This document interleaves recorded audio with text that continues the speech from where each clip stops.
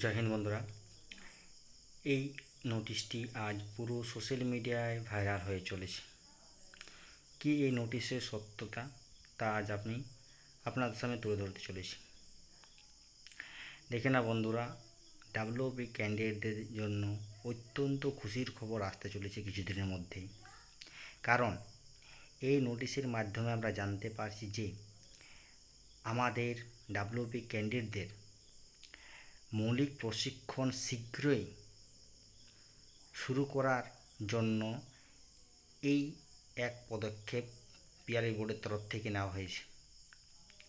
কারণ তিনি একজন অফিসার নিয়োগ করেছেন, যার নাম হচ্ছেন শ্রী রাহুল কুমার ব্যানার্জি মহাশয়। তিনি বিভিন্ন ট্রেনিং সেন্টারে গিয়ে তাদের কত ক্যাপাসিটি, সেখানে কি কি সুবিধা অসুবিধা আছে তা তথ্য সংগ্রহ করে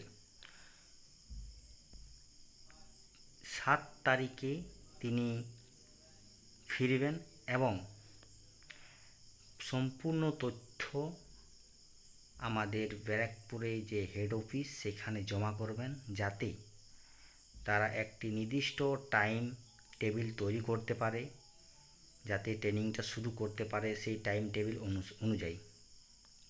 হ্যাঁ বন্ধুরা, দেখে নাও, প্রথমে তিনি যাবে 12 নম্বর ব্যাটালিয়ানে থেকে স্টার্ট করবেন এবং তিনি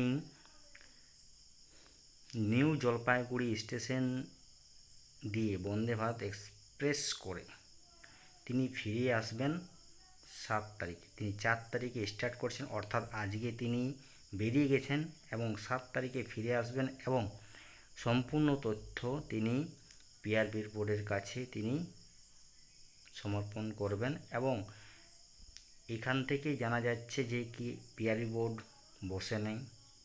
পিআরবি বোর্ড অত্যন্ত দ্রুততার সাহায্যে নিয়োগ করানোর চেষ্টা করে চলেছে এবং কিছু কেসের জন্যে এই প্রসেসিং আমাদের আটকে রয়েছে।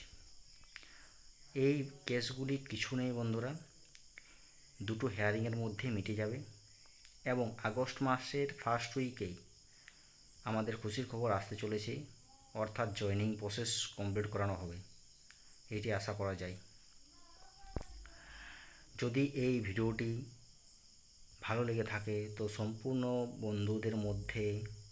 সমস্ত বন্ধুদের মধ্যে শেয়ার করে এবং সাবস্ক্রাইব করে পাশে থাকবে, যাতে আমি নিত্য নতুন আপডেটগুলো সহজেই তুলে ধরতে পারি সকলের সামনে।